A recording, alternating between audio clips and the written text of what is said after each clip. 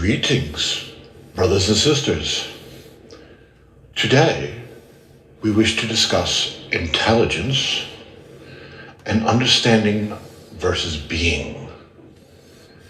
Our son recently has come to an understanding of what we have been teaching over several lessons and has had a realization that clarified what we have been saying. This marks a great change for his consciousness, an opportunity of growth. The reason why we speak of our son in this situation is not to put emphasis on him, but emphasis on free will. If you have been listening to the lessons, more and more we have been bringing up the topic of free will. There is a lesson there, something to grab hold on. We are beginning to set a foundation of understanding the way in which it works. So what is the importance of this? The importance is not that our son is listening to us, the spirit. That is not the focus. It is not the focus that he is understanding the lesson given, not the point. The purpose behind us discussing free will and continuing to bring that up is to show the mechanics and the way in which it works. This lesson that we are about to give would not be possible if he had not had the realizations. The reason being, we cannot break his free will. That is not a choice we would make. But because he has had the realization, the understanding beginning to dawn, it leaves his mind open to the possibilities. Therefore, we can now come in and do a direct lesson on what we have been building upon. Now, the importance of that statement, again, is not what Spirit gets to do through our son as a channel. It is the mechanics that you want to pay attention to. It is how it works and the possibilities that occur after the realization has happened. The reason being is for what you call your higher mind, the part of your mind that still rests firmly in that which is. We have said continually that you've never left it. You only need to recognize it. And by recognizing it, it is the part of your mind that still rests within that which is, your connection to existence, your connection to being. It is this part of your mind that speaks and guides. However, whatever its wisdom, whatever its knowledge, it goes by the same rules that we follow. It will not break your free will. So the purpose of us bringing up the ideology of free will is to teach the mechanics, to show the opportunity, to let you, as you know yourself to be, the personality within the body, to begin working with the energies of what is, the part of yourself that is, and understanding that unless you engage it, unless you are open to it, unless you actively seek it, not as a highfalutin philosophy, but as an experience of being, then the communication between the two parts of the mind become very narrow. It takes slow growth for you to come to a realization, to begin to be open to your own wisdom, the wisdom that God gave you when you were created, that is already yours. But by being conscious of the process, seeking the process, aiming for the process, being open-minded, this then changes everything. Because at this point, you are freely seeking your own will. And because that doorway is open, what was a trickle can now widen into a river of communication between the two, or the perceived two. Because that is the point of the communication, is to remove that illusion. What was made asunder will be realized to actually be whole. So pay attention to when we give those tidbits on free will, not from the standpoint of the physicality between us and our sun, or us and Mansoor. Pay attention to the mechanics, because that is what we are actually teaching. Understand that and direct it inward to communication of the self. Being willing to surrender what you perceive to be for a difference of perception, one that comes from within, one that was already given, and to integrate that as a whole. Now, the topic for today is the intellect. We have covered thoughts and emotions, very different than the intellect. The intellect uses both. The intellect is a collection of information that is constantly moving, constantly trying to figure out, constantly trying to fix. And within this energy, this is your level of perception. If something happens to you, you intellectually try to figure out the details. What is right? What is wrong? And within the intellect is the ego, because it attempts to make sure that your mask of perception, who you choose the world to see you as, is correct, is safe, is secure, has a place within society, has a job, has friends, has a lover, is married, and maintaining those structures. Why? Because they are right, or because that's what you've been taught is right. Understanding the intellect, it does not know right from wrong. It knows popular opinion, and there is a difference. There is a grand difference. The intellect never truly comes to a conclusion. The intellect always rewrites its history, its truth, others' truths, and through that perceives the world as it chooses based on convenience. That is called truth. The facts that it uses to come to these conclusions is nothing more than writing on water.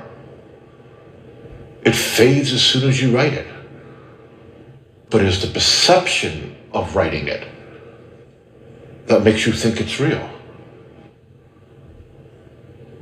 And by the afternoon, it changes. Your understanding changes, your position within the situation changes, how you relate to others changes. It's constantly changing. It's what drives you mad, because your spirit within the body, nothing more than that will satisfy you. But the lens of perception that you use is through the intellect. Let us look at this as dealing with spiritual teachings. This could be religious natured. This could be New Age natured. It could be within the Wiccan community. You can add them all together. And there is the path of what you know. You know to be true. And then there is the path of what you think to be true. You can digest a spiritual book, come to a meeting with spirit to hear our words, and say, I understand. Do you? Think back to the lessons with Mansour. How many times did he say in the meetings, I understand? And yet, 3 meetings later, we bring up the topic, and he doesn't understand. In fact, he can't even repeat what was said with accuracy. So what did he understand in that moment that gave him the direct clarification, the statement, the outburst of I understand? Was it from a state of experience? Or was it a state of intellectual understanding? You have watched him as an individual come to meetings and say, on the one hand, I believe this to be true. Hear the statement. I believe this to be true. 4 meetings later, I believe this to be true, which was the exact opposite of what he previously said. So what is truth then? And we bring up the question, what was the medium in which the truth traveled? And the answer is his intellect. It traveled through his intellect. Why the great change? Because it always changes. It's always static. It's always evolving. And you say evolving. Evolving into what? Because the intellect is a matter of convenience. In the one moment with Mansour, you witnessed that what he said to be true was convenient because he felt comfortable with it and he gained acceptance from it. On the other hand, 4 meetings later, it's not true and something else entirely is true. And now he's disturbed. Now he's angry.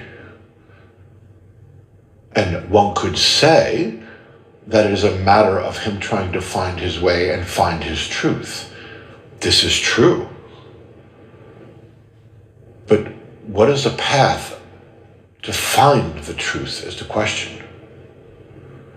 And in this, it is understanding, switching your existence, one that is based on a level of intelligence as the focus, that uses thoughts and emotions for verification tools. And as we have said in previous meetings, thoughts and emotions are reactionary agents. Something comes into your scope of perception, and immediately they begin. And this is a subconscious process. What are we looking at? A rock. That reminds me of a rock from South Dakota. Well, in South Dakota, I felt this. And so therefore, this is attributed to the rock. So if it was a dense energy time in South Dakota, the rock is now dense energy. If it was an uplifting time in South Dakota, the rock is now uplifting. Well, what is the truth? You don't know because you believe you perceive, so therefore it is true. But you don't know how you got there. You don't understand all of the noise going on in the background, filling in the gaps to create that perception. How do you know you're ever perceiving anything truly if it is constantly being filled with intellectual data from your past? Oh, it's a light crystal. That means this. It's a dark crystal. That means that. It's a clear crystal. That means this. Did you ask the crystal? Did you actually experience the crystal as it is? Or did you bombard it with facts and created a perception of it and then labeled it as such? And this was just an example with a crystal. Now let's go ahead and deal with this in your relationships. How about when you're dating? How about when you're married? And they take actions and you have to interpret what did they mean. And you pull up the file of all of your exes. How many times do you get into trouble in your relationship because of dragging the past luggage and applying it to the present mate that you're with? What is the difference between that and the crystal? We could do this with a piece of silverware. It reminds me of antique, like Grandma had. So instantly comes that quiet house feel, where everything is in its place, almost stale in energy, peaceful, but yet disturbing at the same time, because it's so quiet compared to a normal household. It's simply a piece of silverware. It has nothing to do with what you related it to. But all of these inner impulses of facts from the intelligence pulling files helps you create a perception of a simple piece of silverware. But you apply it to everything. Every job you go to, consecutively, one after another, the train of luggage from the past experiences gets larger and gets dragged. You get excited for the new job. 6 months later, you're not so excited because it's more of the same. Is it more of the same? Our son has an expression.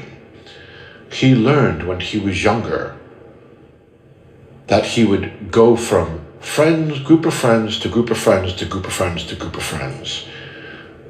At the time, he lived in New York. He had a group of friends in Queens, a group of friends in Staten Island, and a group of friends in Brooklyn. None of them related. None of them knew each other. And he would drift from one group of friends to another. And the reason why he would drift is because they would begin to get tired and irritated and upset with his presence. And so when it reached a peak saturation point, he would stop hanging out with one group and start hanging out with the other group. And the other group was happy to see him because they hadn't seen him in a while.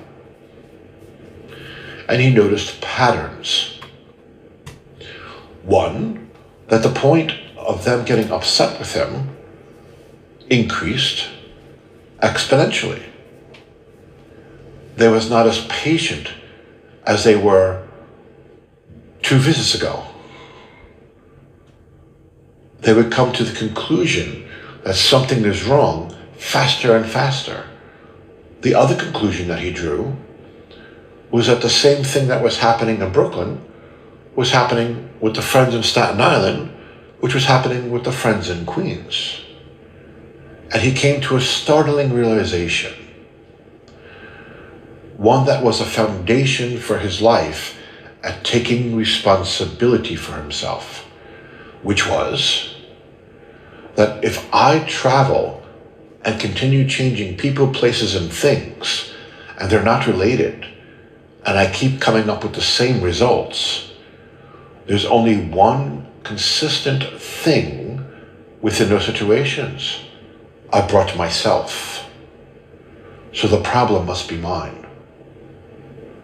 Or else, how could you beautifully orchestrate such complex patterns of people, places, and things to synchronize and keep drawing the same conclusion?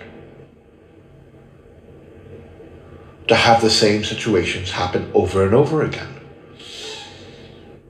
Different cultures, different backgrounds, different histories, same results. For you personally, let's look at relationships. How many times do you get into a new relationship? And within a very short amount of time, you are back where you were with the old one. In fact, it keeps happening quicker and quicker. Why do I keep attracting the same people to me that are like this? Well, the problem is you brought yourself. And you keep doing the same thing, and you keep getting the same result. What they are doing is their own problem. Why do they keep attracting people like you and keep having the same result?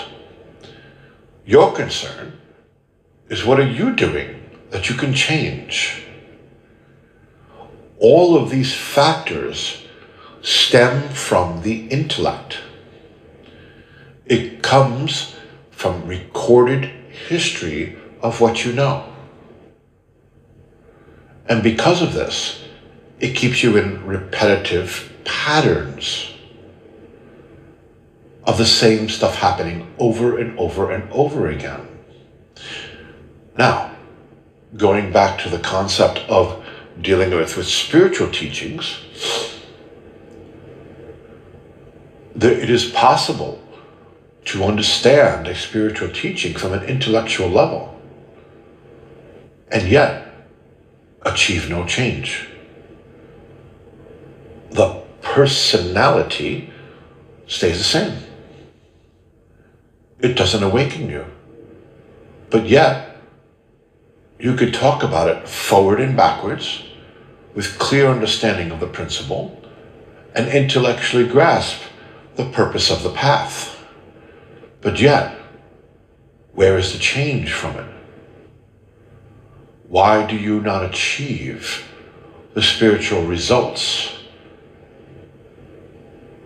And the answer is because you haven't experienced that truth. You only intellectually grasped it. And that is not enough. And so we've come today to speak on the difference between the two, experience and being, and intellectually grasping the current status in which everyone lives their life. Let's give one more example of the intelligence before we go into experience and being. You meet people socially, and you try to connect with them. There are people that you meet that after a certain time, you get to know their dance. They're going to talk about this next. They're going to complain about that. I can't talk about this because that's a problem for them. And so within the relationship that you keep with them, you learn limitations. What is appropriate to say and what is not appropriate to say. And so you have to hide yourself simply to have a cup of coffee with them at a coffee shop. There is a list of things that you can't talk about. Even worse, You do this in relationships. You marry one another, but refuse to talk about things. I may feel a certain way, but we can't talk about that. It would upset the relationship, and the relationship comes first. Wait, let's go over that statement. And before we say this, consider for a moment that aspect. I can't talk about this. It will upset the relationship. Have you done that in your life? Have you lived that truth? Have you not said things in your relationship with your marriage partner, whom you are dating, family, the job, friends, your churches? How have you applied that statement in your life? Take a moment and consider that. How much has that statement been a truth within your life? And now consider, what are you really saying? Because within each of those situations, you're saying you can't be who you are. And so you're making a choice to deny yourself, to deny your truth, to deny what God created, to simply be able to breathe and be, in order to keep those people, places, and things within your life.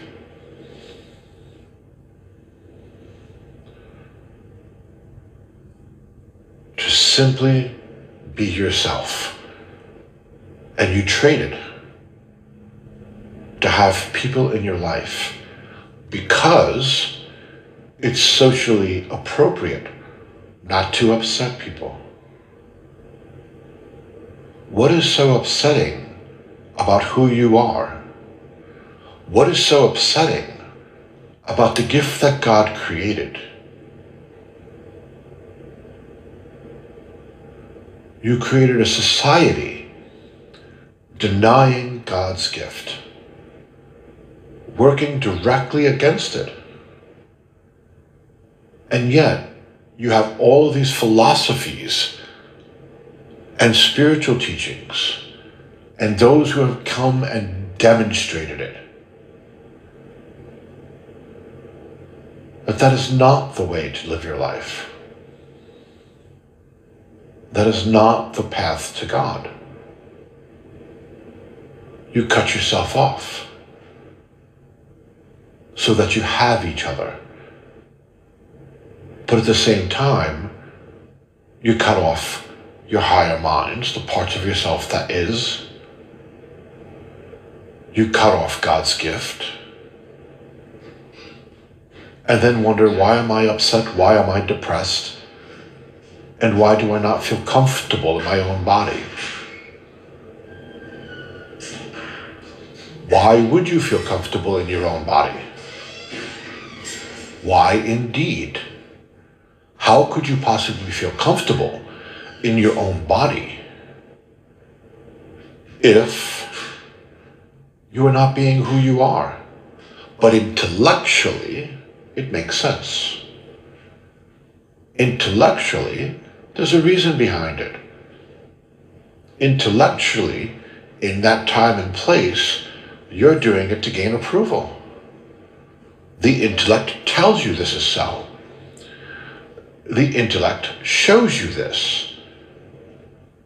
And look at what you gain from being able to be in a church, have a job, have a family, have friends, have a relationship, and none of them accept who you are. You don't accept who you are. That's the problem. because the intellect convinces you you should not be accepted in order to have acceptance. Does this sound insane? It's your logic, though. And from this, you extrapolate the information that's around you that doesn't make sense, goes against the grain, disconnects you, and continually work it to try to make sense. Paranoid, filled with fear while you do it. And why wouldn't you live in fear? You know you're lying. You know you're lying. Your goal is to hope no one figures it out. So of course you're living in fear. Of course you're constantly choosing fear. Because you're not choosing yourself. Of course you're afraid. At any moment, your house of cards can collapse. And you spend your lifetime trying to keep up the house of cards, trying to keep up the mask and image that gets more and more complex as you get older. Trying to maintain approval. All of this comes from the intellect. Now, don't get us wrong. The intellect can accomplish great things. It can be inspired. It could be filled with grace and have an aha moment that sets it on a different path, does something creative. But understand that inspiration came from within, from the part of your mind that already is. That's where inspiration comes from.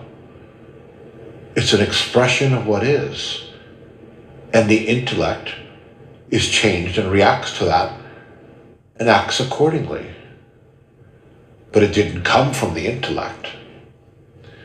The intellect, or at least your perception of it as a truth, seeker and finder, is what gets in the way. It is why the books that you read, while you say they've been advancing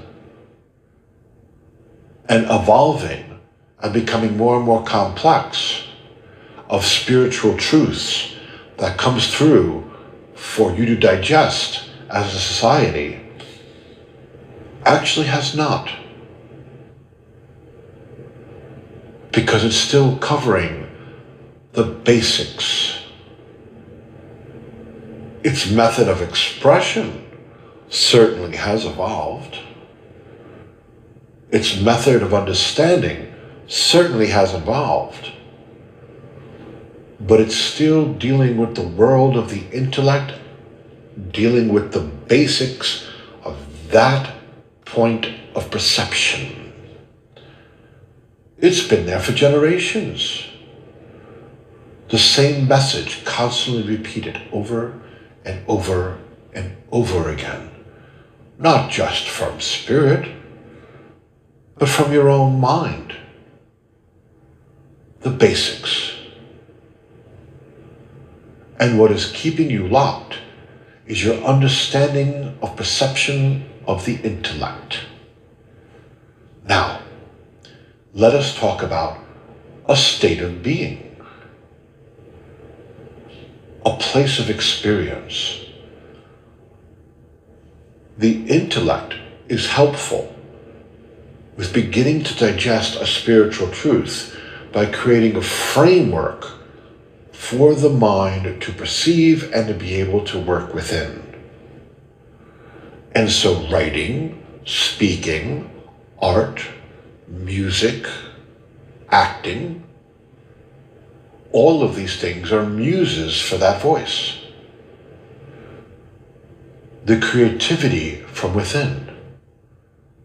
And it uses it like an instrument to catch your attention, to stop you for a moment, and you intellectually get a taste of it.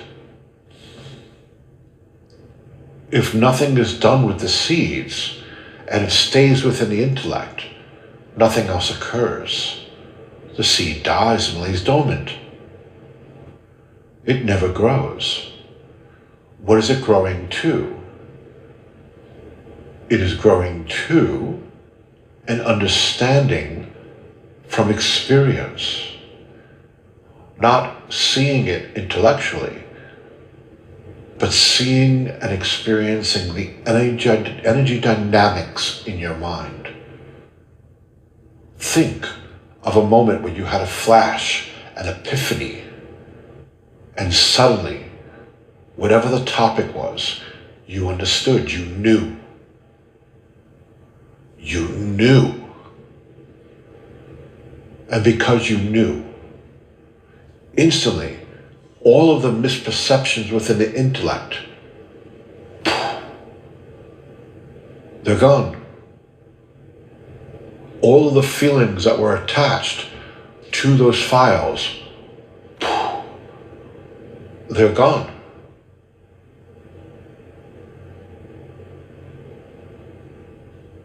They disappear. We will use an experience that our son had. He had gotten a puppy when he really knew he should not have. A lesson of discretion. In his heart, he really wanted one. He did not listen to the intellect of the logic of taking care of that animal. He reacted emotionally. And so he took on the puppy. This created an issue with the landlord. And rightly so. No one else is allowed a dog. We've already made an exception for one, and now you have two. It has to go. So could they afford to move? No. And so he had to give up the dog. And so the dog was staying at a friend's place down the road. And he was taking out the trash. And he thought it'd be a simple walk from his place to the dumpster and back again. The dog was in the other place so that it wasn't in his place because the landlady wanted it gone. So it was being hidden to try to find a home to figure out what to do with it. An unfortunate choice of trying to protect the dog, but yet that happens in life. You have a conflict of wills. While he was walking to the dumpster, the puppy saw him and barked happily so that he can come get her. And he recognized that if he did that, it would only make things worse. And so he didn't. And when the dog figured out he was not coming back for her, she howled. She howled in pain. And from that point on, the dog was no longer present as a being. Even when you were petting her, she was all over the place and couldn't be in focus. Her spirit shattered. And he had to own, through his best intentions, he did this. Through his best efforts, he caused this pain to another soul. It was a very painful lesson for him. But in that moment, he had an epiphany. He was now at the same age that his mother and father was when they were raising him. And if through his best effort, this was the result, then how could he continue being angry and hold his mother accountable about what she should have done, how she should have known, how she could have done things differently? Why didn't she do it differently? Why did she do the things that she did? And when he had that grand realization, the epiphany, the experience of seeing the bigger picture, the place of being the truth, as painful as it was,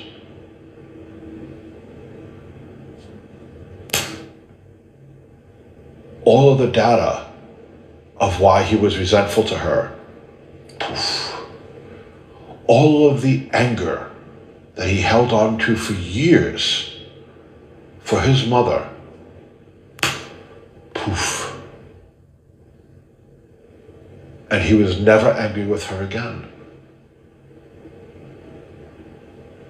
He never pulled from that resentment of what she did when he was younger, what she could have done, what she should have done, what she did instead of what he wished had happened. All of that was gone in an instant. That did not come from intellect.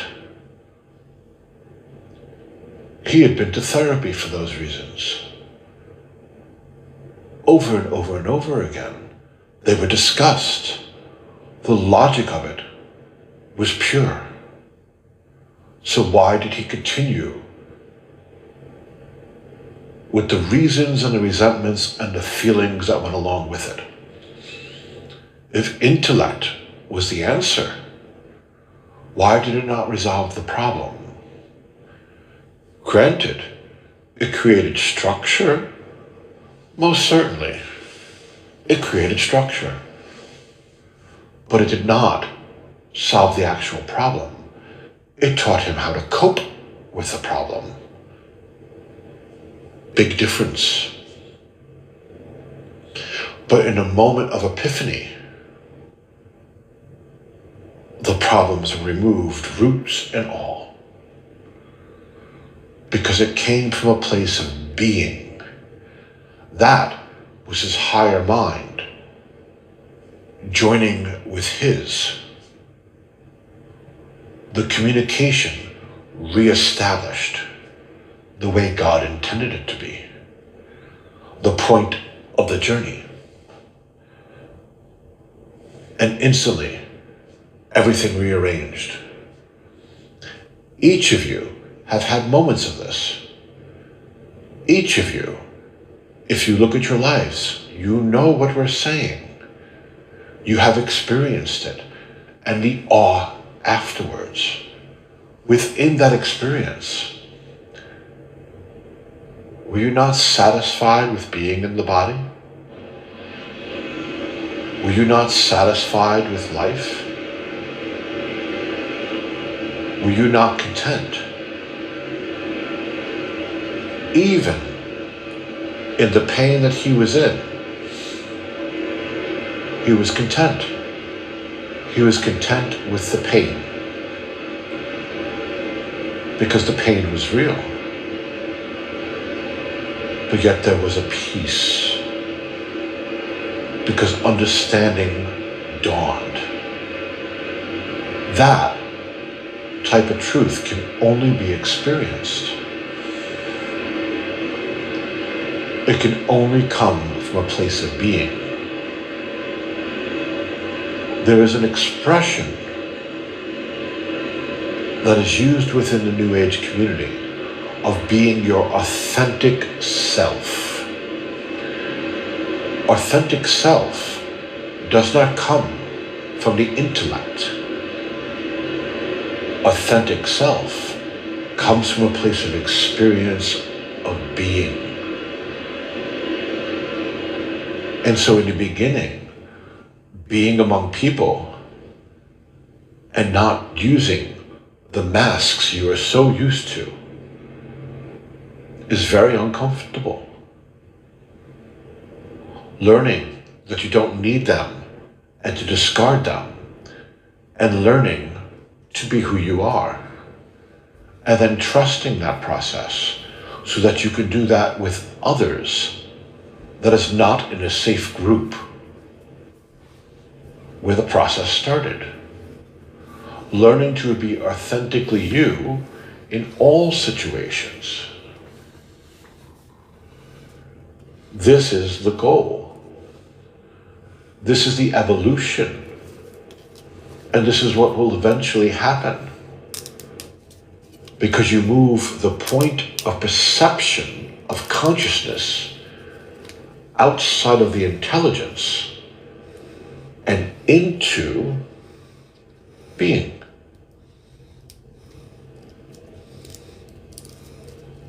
One that creates a constant experience because there isn't a resistance to the communication of a mind connected. A mind that flows correctly. A mind that has the doorway open to expand. And so we wanted to point out the difference between the intellect and being. Being creates experience.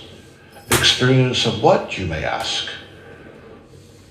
The experience, the only experience that life can give you. The only experience that you came for. The purpose of being within that body.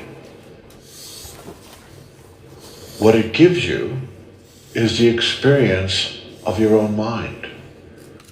And life works as the mirror to reflect it to you. Because your point of perception is within being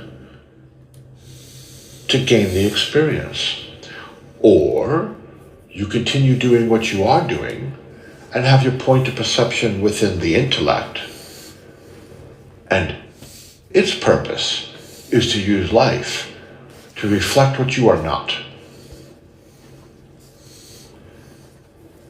The expectations that you have to do to gain approval, the expectations that you must meet to keep it.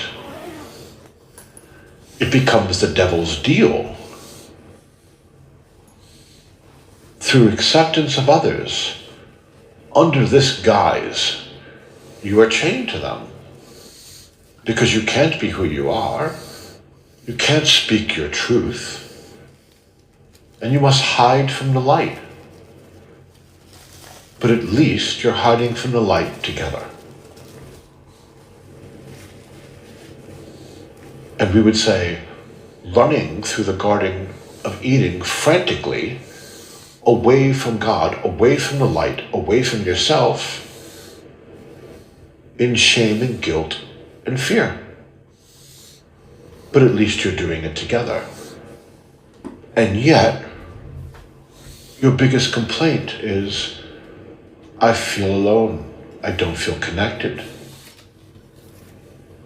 Perhaps it is time to realize if you continue doing the same thing and getting the same results, maybe there's something wrong with your method of creation.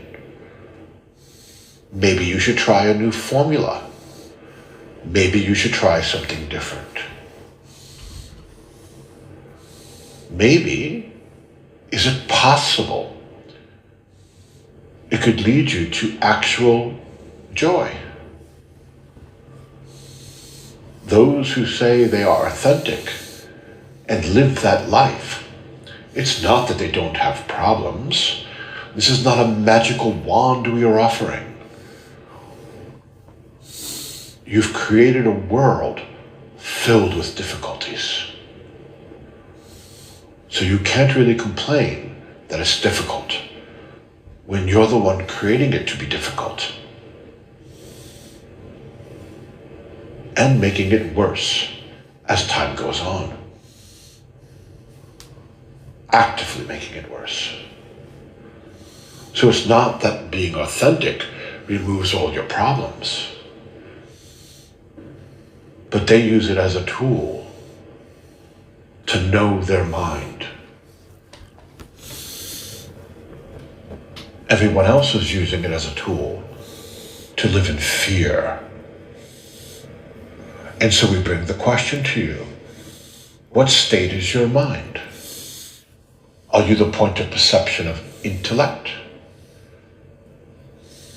Because intellect will not bring you the grace from within.